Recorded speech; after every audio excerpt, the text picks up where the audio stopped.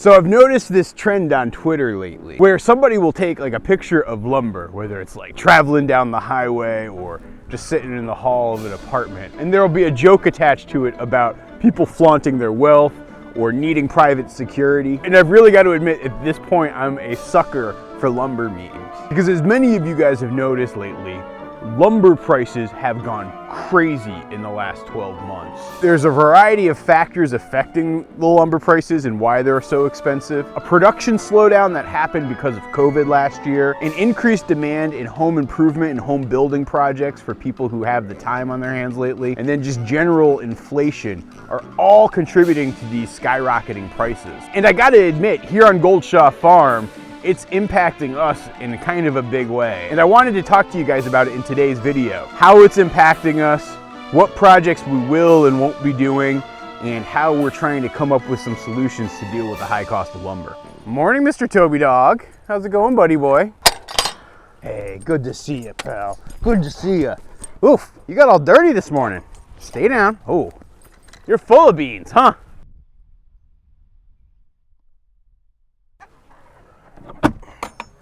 Rise and shine, chickens.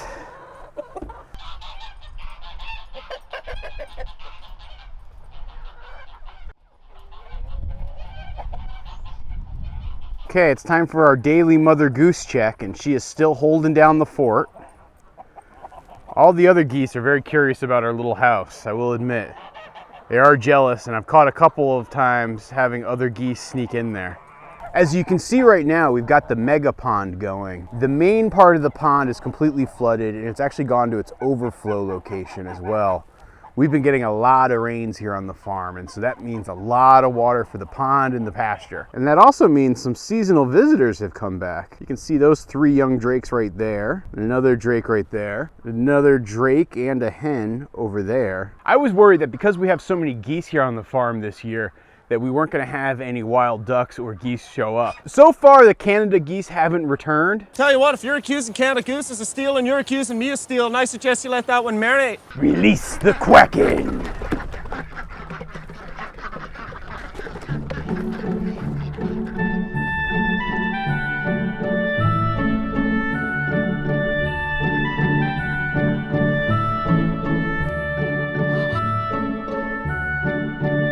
For the most part, my farm ducks don't like to mix with the wild ducks. And in particular, my drakes have taken a very negative view towards the wild drakes. But I have noticed a couple of ladies on the farm getting really into some of those wild drakes. Fair warning to you, if you buy some hatching eggs from us in the next couple of weeks, you might have a little bit of wild genetics mixed into the batch. Good golly, Toby, you're starting to really shed. We got some Toby tumbleweeds starting to spread here on the farm.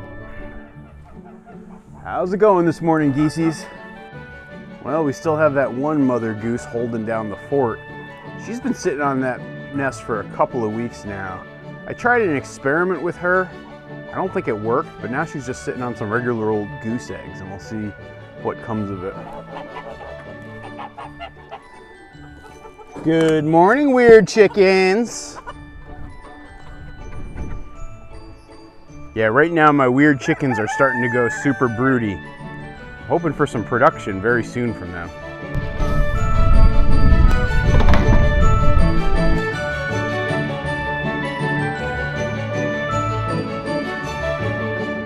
So for years, the price of 1,000 board feet of lumber roughly traded between $200 and $400. I'm not exactly sure what that translates to if you're thinking about buying a 2x4 at Lowe's, but if you look at the commodity markets right now, it's well above $1,000 for 1,000 board feet. And that skyrocketing price makes a huge difference, because that means that if it took $10,000 worth of lumber to build a small house, say a couple of years ago, now it's going to take more than $40,000 to build that same house. And again, that's been in the span of the last like 12 to 16 months that these prices have shot up like that. And so in 2021, I had all these ambitious building projects. You know, I wanted to fix up my old barn. I wanted to build a new doghouse. I wanted to build a hoop house / greenhouse. I wanted to build a new barn / garage.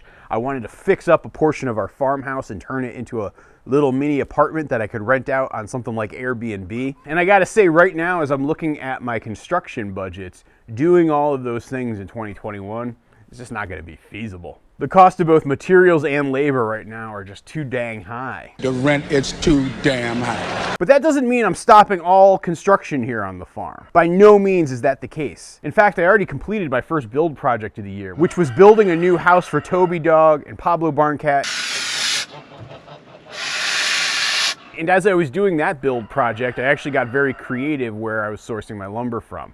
I bought some pressure treated stuff to serve as the base because I was very worried about making sure it was built for the long haul. But pretty much all other lumber I used on that construction was stuff that I either salvaged that I had kicking around the barn here, or was leftovers from construction projects from last year. And so in that way I was very fortunate. But the downside was that project used up most of the old lumber that I had from last year. And while I still have a decent stockpile of old barnwood kicking around the farm, as well as a few random 2x4s here and there, I know it's not enough to get me through my ever so short Vermont building season. But like Frank Zappa said, "Watch out where the huskies go, don't you eat that yellow snow." Necessity is the mother of invention. And so I'm starting to get creative with how I source lumber here on our farm. I mean, let's think about it for a second. We live on a farm that has about 110 acres of forest. So while we have a shortage of lumber here at Goldshaw Farm, we don't have a shortage of timber. Wood.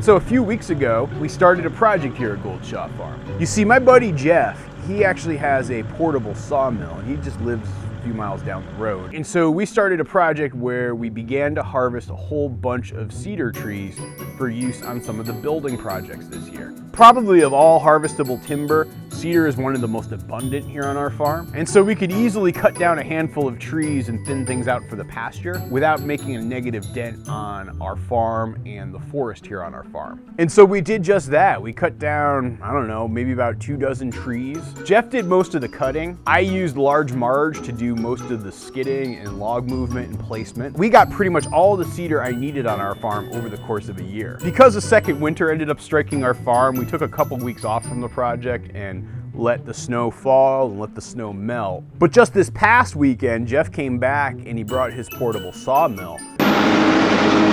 Large Marge rides again! Be sure and tell them Large Marge sent ya. All right, so how do we want to do the operation? If you can bring logs over, Yep. kind of keep a fresh supply of logs. There's right near those two loading arms, there's a couple of 4x4s on the ground. Yep. So you can put a couple logs there and we'll have them just ready to go. And we can just hoist it up. Or Yeah, it's got the hydraulic, right? Yeah, it's hydraulic, so Yeah. it'll load them right up. Jeff has this wood miser saw that's about 35 years old at this point. But he's replaced a lot of parts and it's working great. And I gotta say, it was amazing to watch this thing in action. And he began to mill all these cedar logs into beautiful lumber. You know, I gotta say, watching Jeff's sawmill in action really got my gears turning. It got me thinking about the fact that I have so many trees on this farm that maybe I should invest in a sawmill of my own. It probably would only take 2, maybe 3 years of usage for the cost of lumber to pay for itself relative to the cost of the saw. So I'm seriously thinking about that one. Dude, what are you even talking about? How can you even be thinking about something like that? You are so time constrained. You have way more ideas and projects and things you want to do than time you have to do it all in. If you were to try to get a saw like that, that means you're going to be spending weekend after weekend cutting down tree after tree and weekend after weekend trying to mill all that stuff, and you won't even have time to build. Okay, Other Morgan, you might just have a point. I think I bring up some very fair points here, and so I might reconsider that last statement. But the business case definitely still stands. Now, 2 days ago, before the heavy rains of yesterday, I started my first building project with the lumber that Jeff milled, and it was so great to work with it. I need to build some raised beds for Allison's garden. As a lot of you guys know, we doubled the size of the garden in the fall, and I'm in the process of getting a fence built, and I wanted to get the garden beds in there and filled with compost and soil before I tried to put the fencing up. It just makes life a lot easier. And so I used some of the great cedar that Jeff milled to build the garden beds. And I gotta say, you gotta look at this stuff. I mean, look it up close here. I mean, it's just beautiful stuff. I'm so happy with it. And I also gotta say that freshly milled cedar smells amazing. You know, cedar is one of those building materials where it's not structurally all that strong, and it's actually a very lightweight wood. I mean, it's not quite balsa wood, but it's pretty darn light. But cedar is super rot resistant, so these garden beds, given the thickness that we've got, they will last at least a decade, if not much longer than that.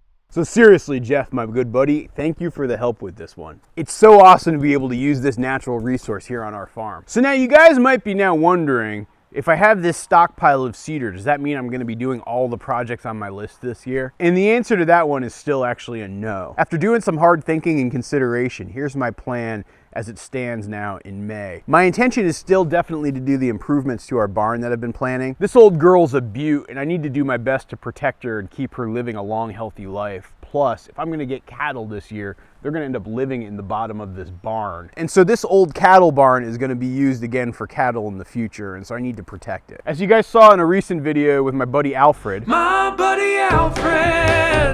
I'm still 100% certain that I'm gonna be building that hoop house greenhouse structure to house my geese in the winter. It's a very much needed piece of farm infrastructure for a part of my farm business that is very much paying for itself and profitable, and so it feels like the right thing to do. Like I said earlier, I had a plan to build a little apartment up above our mudroom. It would be a place where people could rent it on Airbnb, and based on some heavy consideration, Allison and I have decided to put that project on pause for at least 2021. As we were building out the costs and working things out with our various plumbing and carpentry and other support, we were starting to realize that the cost was going to be way more than we had estimated.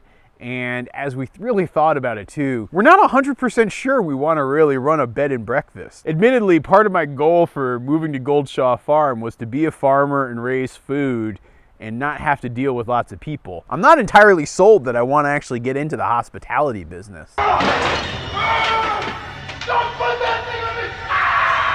You know, people often throw out that idea of farm stays as a great adjacent business to farming, but from my vantage point, it requires a whole different skill set and mindset that I'm not 100% sure I want to adopt. And so that skyrocketing cost as well as personal ambivalence probably have that project nixed. I'm not sure if that's forever or just for this year, but definitely not this year. The one project that I'm still very much on the fence on is building a garage barn right here behind me. The plan was I'd knock down this old shed that's starting to fall apart and probably won't make the next 3 years or so. And we'd actually buy a barn kit like my buddy Al Lumna did and try to build something right back there. And these barn kits are amazing. I'll leave a link down below if you want to check out the barn kit I'm talking about. I'd be curious on viewer feedback on this one. But the problem there as well is that prices have absolutely skyrocketed for the cost of those barn kits because of all the lumber they require. And this barn was going to house some really important infrastructure for the farm. Number one, it'd be a nice place where we could keep our vehicles and equipment, which comes in real handy during those Vermont winters. Number two, I would actually have a better workshop facility inside of there and be able to do projects